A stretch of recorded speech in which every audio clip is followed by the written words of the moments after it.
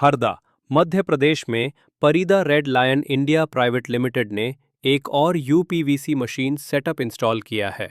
यहां लगाई गई double head welding machine strong और सीमलेस जॉइंट्स के लिए, double head cutting machine accurate और स्मूथ कटिंग के लिए, manual end milling machine perfect and shaping देती है, tree axis water slot machine precise drainage slot बनाती है, हैवे ड्यूटी कॉपी रोटा लॉक होल मशीनिंग को इजी बनाती है और पंचिंग मशीन फास्ट और क्लीन पंचिंग से प्रोडक्शन स्पीड बढ़ती है। हरदा में प्रोडक्शन अब और तेज, स्मूथ और professional. Parida red lion India private limited, better machines, better output.